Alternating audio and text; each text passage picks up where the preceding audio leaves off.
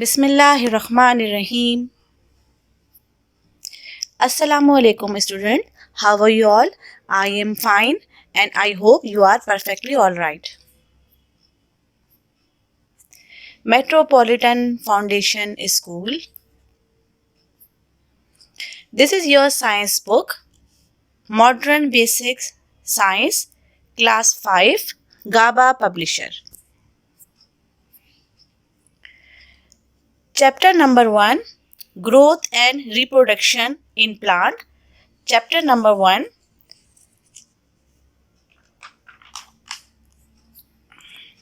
Class 5 Subject Science Chapter Growth and Reproduction in Plant. Page number 1.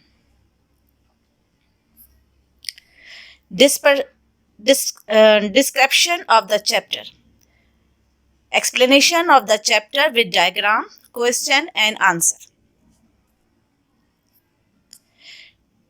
Dispersal of fruit and seed. Okay students, previous lecture में बेटा मैंने आपको growth and reproduction in plant जो कि आपका chapter number 1 है, इसमें मैंने आपको सीड जर्मिनेशन, इसके अलावा reproduction by seed, structure of flower, new plant are usually grown from seed, ठीक है, ये सब मैंने आपको इसकी एक्सप्लेनेशन दी थी. एंड टाइप ऑफ पॉलिनेशन की भी मैंने आपको काइंड्स बताई थी, सेल्फ पॉलिनेशन, क्रॉस पॉलिनेशन, ठीक है.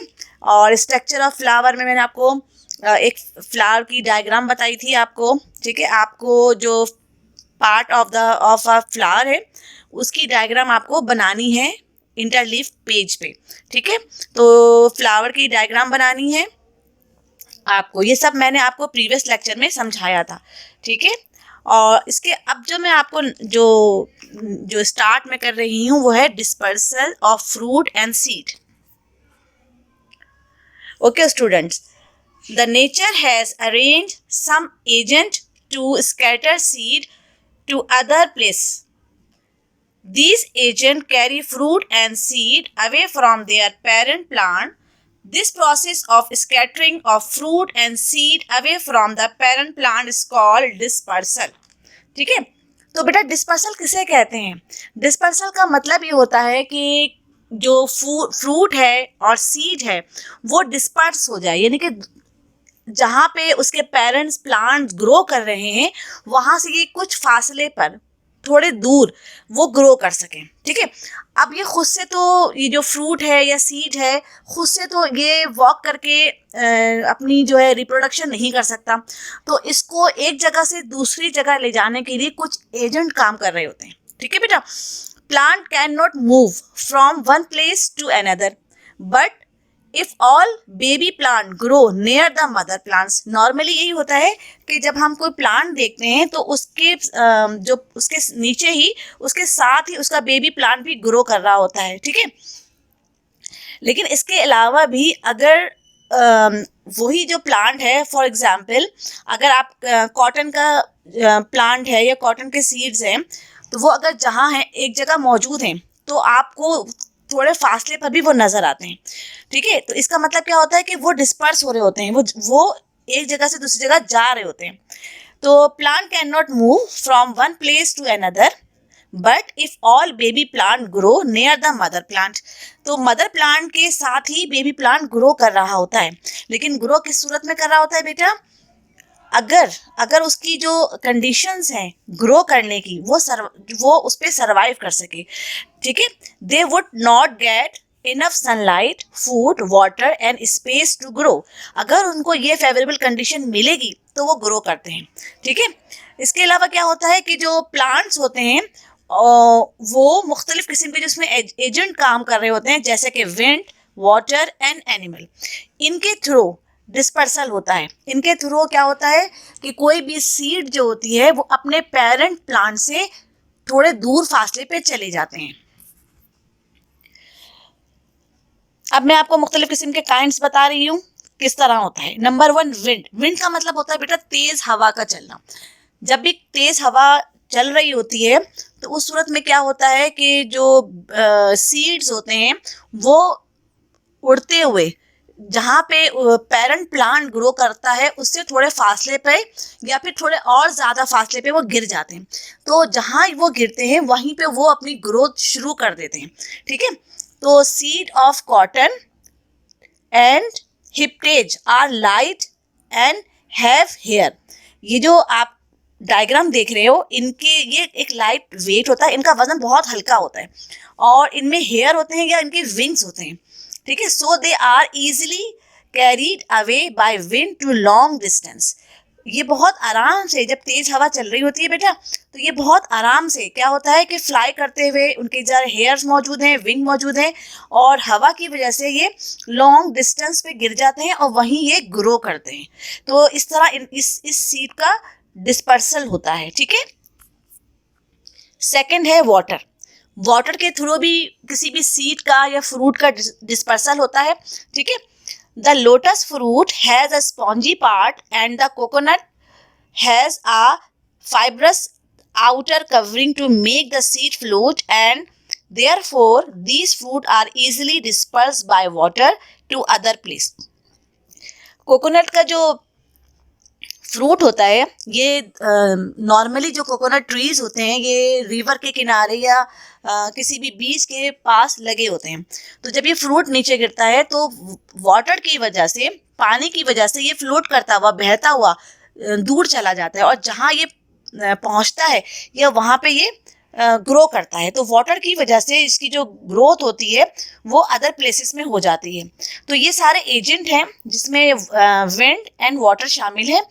ठीक है, तो ये दो तरीके हैं जिसकी वजह से किसी भी फ्रूट और सीड का डिस्पर्सल होता है। आगे हम एनिमल के थ्रू भी आपको मैं समझाती हूँ। एनिमल के थ्रू भी डिस्पर्सल होता है बेटा, और इसके अलावा एक एक्सप्लोजन के जरिए भी। Human being and animal eat certain fruit and throw away their seed. ठीक है, नॉर्मली क्या होता है कि जो ह्यूमन बीइंग्स होते हैं, जैसे इंसान, हम लोग या एनिमल्स जो होते हैं, वो फ्रूट हम उसको खाते हैं। तो खाने के बाद हम क्या करते हैं कि उसके जो बीज होते हैं वो हम थ्रो कर देते हैं, फेंक देते हैं। जैसे कि ऑरेंज के बीज एंड एप्पल के बीज होते हैं, पपाया उसके बीज, मैंगो के बीज, ये हम थ्रो कर देते हैं। ठीक है, सम सीड विथ हुक और spike stick to the hairy skin of animals and carried. क्या होता है कि कुछ ऐसे सीड्स होते हैं बेटा जो कि एनिमल के स्किन से स्टिक हो जाते हैं, चिपक जाते हैं। ठीक है, क्योंकि उनके में बाल होते हैं और वो फिर जहाँ वो एनिमल जाता है तो क्या होता है कि वहाँ वो नीचे गिर जाते हैं और वहीं पे एक न्यू प्लांट ग्रो करना शुरू कर देता है। ठीक है, explosion of fruit. Some fruit on drying burst open और एक्सप्लोड। देखिए, बहुत सारे ऐसे फ्रूट होते हैं बेटा, जब हम इसको ओपन करते हैं ना, खोलते हैं, तो वो एकदम बस्ट करते हैं। मतलब बस्ट उसका ऐसा होता है कि नॉर्मली होता है, और बस्ट के नतीजे में जो उसके सीड होते हैं ना, वो दूर दूर मूव करते हैं, गिर जाते हैं, और फिर वो जहाँ वो गिरते हैं वहाँ पे क्या होता है, न्यू प्लांट ग्रो करता है। The force of this explosion help the seed to scatter away from the parent plant. तो स्कैटर का मतलब ये होता है कि वो दूर बिखर जाते हैं। ठीक है, और away from the parent plant से दूर चले जाते हैं। तो ये 4 मेथड मैंने आपको बताया बेटा जिसके जरिए डिस्पर्सल होता है। नंबर 1 मैंने आपको बताया wind, number 2 water, number 3 animals and number 4 explosion of fruit. New plant from part of old plant. अच्छा, अब जो प्लांट की ग्रोथ है बेटा वो इस तरीके से भी होती है कि अगर हम किसी भी ओल्ड प्लांट से अटैच करके अगर हम कोई न्यू प्लांट बनाना चाहें तो वो भी हम इजीली बना सकते हैं। ठीक है, जैसे कि ये एक शुगर कैन है बेटा। अब इसको हमने कैसे किया, ये देखिए, आपको नज़र आ रहा होगा कि रोज प्लांट है, शुगर कैन है। ये जो प्लांट हैं इनके साथ देखें एक और अंडर ग्रो स्टेम की जो कटिंग होती है, रूट की कटिंग हो, स्टेम की कटिंग हो, तो उससे के भी थ्रो जो होता है ना वो ग्रोथ होती है। Beside growing from seed, the other way in which new plant grow is from the body part of old और पेरेंट प्लांट। हम पुराने या पेरेंट प्लांट जो होते हैं, अगर हम उसके साथ कोई न्यू अटैच कर दें तो वहाँ से भी ग्रोथ हो जाती है। Underground stem stem cutting, root of leaf of certain plant can grow into new plants. ये सब भी ना न्यू प्लांट को ग्रो करने में हेल्प करते हैं. अब यहाँ पे भी देखिए कि इसमें rose, sugar cane and rose sugar cane grow from stem cutting. Stem cutting case में ये होता है कि अगर हम किसी भी स्टेम को कट करके हम नया प्लांट ग्रो कर सकते हैं. ठीक है, तो ये आप देखिए कि इसमें स्टेम कटिंग के साथ या रूट कटिंग के साथ न्यू प्लांट ग्रो हो रहा है. New plant from spores. ठीक है, कुछ ऐसे प्लांट्स हैं जो कि स्पोर के जरिए ग्रो करते हैं. Some plants such as fern, mushroom and mosses do not have flowers. कुछ ऐसे प्लांट्स हैं बेटा जिसमें फ्लावर्स नहीं होते. ठीक है, they do not produce seed. और वो सीड भी प्रोड्यूस नहीं करते. They produce tiny spores. ये क्या प्रोड्यूस करते हैं? छोटे छोटे spores. Each spores can grow into a new plants. और हर स्पोर जो है एक न्यू प्लांट को ग्रो करता है. If it gets proper warm यानी सनलाइट, मॉइस्चर एंड एयर. अगर उन्हें प्रॉपर एयर मिले और वाटर मिले, इसके अलावा सनलाइट मिले, तो ये स्पोर के थ्रू भी एक न्यू प्लांट ग्रो होता है. नॉर्मली हमने पढ़ा है बेटा कि जो प्लांट की ग्रोथ होती है वो सीड के थ्रू होती है, या फिर अगर हम कोई कटिंग लगा दें, जैसे शुगर कैन में अगर हम उसके स्टेम में कटिंग लगा के उससे भी न्यू प्लांट ग्रो करता है, या अगर हम मनी प्लांट में भी अगर हम कोई कटिंग लगा दें तो उसके लीफ के थ्रू भी प्लांट ग्रो करता है. ठीक है, यहाँ पे मैंने आपको बताया कि स्पोर के जरिए भी प्लांट ग्रो करता है. ये देखिए, ये एक फर्न का प्लांट है जो कि इसके जो स्पोर्स होते हैं वो into a new plant grow करता है. और इट्स गेट प्रॉपर, अगर इनको प्रॉपर सनलाइट मिले, मॉइस्चर मिले एंड एयर मिले, तो ये एक प्रॉपर इनकी ग्रोथ होती है. देखिए, ये एक मशरूम का प्लांट है और ये एक मॉसस का है. ठीक है, जो कि स्पोर के थ्रू इनकी ग्रोथ होती है. Growth of crops and vegetables. ठीक है, अब आपको नॉर्मली बेटा दो तरह की क्रॉप्स होती हैं. नंबर 1 को हम कहते हैं रबी क्रॉप्स, नंबर 2 को हम कहते हैं खरीफ crops. If we know the condition that are suitable for the germination of seed of crops, we can grow better crops. Different between grow in different climates and season. ठीक है, ये जो crops होते हैं ये मुख्तलिफ किस्म के क्लाइमेट और मुख्तलिफ किस्म के सीजन में ग्रो करते हैं. ठीक है, number 1 rabi crops. Rabi crop like wheat and gram that grow into winter are called rabi crops. ये इनका जो मंथ है ये नवंबर टू अप्रैल इसका होता है. इस टाइम ड्यूरेशन पे रबी क्रॉप ग्रो होता है. ठीक है, ये रबी क्रॉप की डायग्राम है बेटा. खरीफ क्रॉप्स. खरीफ क्रॉप्स क्या है? Rice, jowar and bajra grow in summer and are called kharif crops. ठीक है, ये जो है खरीफ क्रॉप्स वो क्रॉप्स होती हैं या वो फसलें होती हैं जो कि समर सीजन में ग्रो करती हैं, जो कि गर्मियों में ग्रो करती हैं, और इनका टाइम ड्यूरेशन होता है जून टू अक्टूबर. ठीक है, इसके अलावा rice and jute grow in clay soil which hold plenty of water. जो राइस होता है वो बहुत ज़्यादा पानी में ये ग्रो करता है. On the other hand wheat is grown in sandy, ठीक है, sandy soil. Jowar and bajra are grown in sandy soil. Cotton grow well in black soil. Tea plants need moist soil and grow on the slopy of hilly areas. ठीक है, coconut tree grow in coastal area and maize grow in well in dry soil of plain or hills. ये तमाम बेटा जो crops होती हैं ये मुख्तलिफ सॉइल में मुख्तलिफ जगह पे ग्रो कर रही होती हैं जो उनके लिए सूटेबल कंडीशंस होती हैं. जैसे कि मैंने आपको बताया कुछ हिल एरिया में, पहाड़ी इलाके में ग्रो कर रहे होते हैं, कुछ के लिए बहुत ज़्यादा lot of plenty of water की ज़रूरत पड़ती है, कुछ के लिए सैंडी सॉइल की ज़रूरत पड़ती है, ठीक है। कोई ऐसे हैं कि जो कि बहुत ज़्यादा, जैसे कोकोनट ट्री हैं, ये रिवर के किनारे होता है, किसी के लिए बहुत ड्राई सॉइल की ज़रूरत पड़ती है, ठीक है। Vegetable like cabbage, cauliflower, radish, beans and peas grow during winter. ये सब नॉर्मली बेटा विंटर में ग्रो करते हैं, यानी कि इसमें ये आपको मैं ये समझाने की कोशिश कर रही हूँ कि मुख्तलिफ किस्म के जो क्रॉप्स होती हैं, इनका एक अपना अलग इन्वायरमेंट होता है जहाँ ये बेटर ग्रो करते हैं अगर उन्हें एयर मिले, वाटर मिले एंड सनलाइट मिले, ठीक है। तो बहुत सारी फसलें विंटर की होती हैं, बहुत सारी फसलें समर सीजन में होती हैं, ठीक है। Vegetable like pumpkin and cauliflower are summer vegetable, ठीक है। समर में ये होता है, पम्पकिन जो होता है वो समर सीजन में ग्रो कर रहा होता है, और कैबेज, कॉलीफ्लावर, रेडिश जो होते हैं वो विंटर सीजन में ग्रो कर रहे होते हैं, ठीक है। इसके अलावा इनकी ग्रोथ के लिए बेटा फर्टिलाइजर की भी ज़रूरत पड़ती है। These days chemical fertilizer like urea, super phosphate, ammonium sulfate and nitrate are added to the soil so that the farmer may get a high yield of crops. अगर हम इन क्रॉप्स को, ये सब फसलें जो फसलें होती हैं, इन सबको अच्छी केमिकल फर्टिलाइज़र हम देंगे तो उससे बहुत अच्छी फसलें जो होंगी वो पहुँचेंगी हम तक। ये देखिए, ये है kharif crops. Way of getting healthy crops.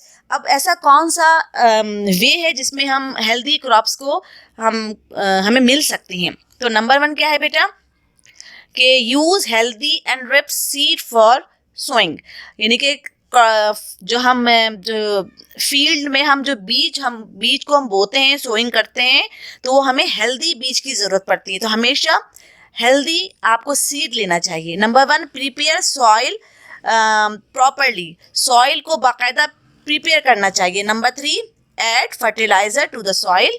Number 4, irrigate the soil properly. Number 5, grow the crops in its season of growth, यानी ऐसी फसलें लगानी चाहिए जो कि उनके सीजन के लिहाज से हों, ठीक है। ये देखिए, ये ऐसी फसलें लगी हैं जो इनकी सीजन के लिहाज से हैं, इनको नॉर्मली वाटर भी मिला हुआ है, इनके पास एयर भी है, सनलाइट भी है, जिसकी वजह से ये अच्छी तरह ग्रो करते हैं। फिर क्या होता है बेटा, इनको आप स्प्रे करते हैं ताकि ये इंसेक्ट से और दूसरे जो ऐसे इंसेक्ट होते हैं जो कि फसलों को डैमेज कर देते हैं, उनसे बचाने के लिए भी ये केमिकल स्प्रे करते हैं। We need to protect our crops against किससे? Grazing animal like goats, cow and buffaloes.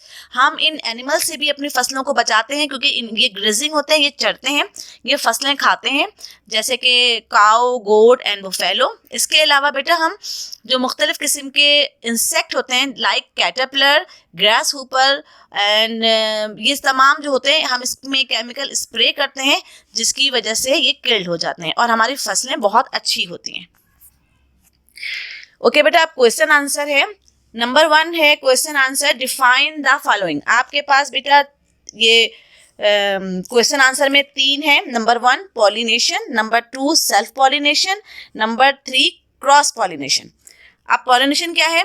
Pollination is a process in which pollen grain from the anther of one flower are transferred to the stigma of other of same flower. Number 2, self-pollination. In self-pollination, the pollen grain of a flower fall onto the stigma of the same flower. और cross में क्या होता है? Cross में flower तो same होता है, लेकिन एक फ्लावर के जो पॉलन ग्रेन होते हैं वो दूसरे फ्लावर के स्टेगमा में चले जाते हैं। और सेल्फ में क्या होता है? एक ही फ्लावर होता है और उसके जो पोलन ग्रेन होते हैं वो उसी के स्टेगमा में चले जाते हैं, ठीक है। तो इसको बहुत अच्छे से नीट एंड क्लीन काम कीजिएगा बेटा। इससे पहले जो मैंने चैप्टर नंबर 1 का आपका ग्रोथ एंड रिप्रोडक्शन प्लान करवाया था, उसके मैंने आपको ट्रू एंड फॉल और फिल इन द ब्लैंक्स करवाए थे, ठीक है। उसके आपको मैंने true and false, fill in the blanks करवाए थे। आज मैं आपको क्वेश्चन आंसर करवा रही हूँ। सेकेंड क्वेश्चन है बेटा, name the different part of seed, आपको सीड के डिफरेंट पार्ट बताना है और एक आपको सीड की पिक्चर जो है वो डायग्राम जो है वो लेबल आपको ड्रॉ करनी है, ठीक है।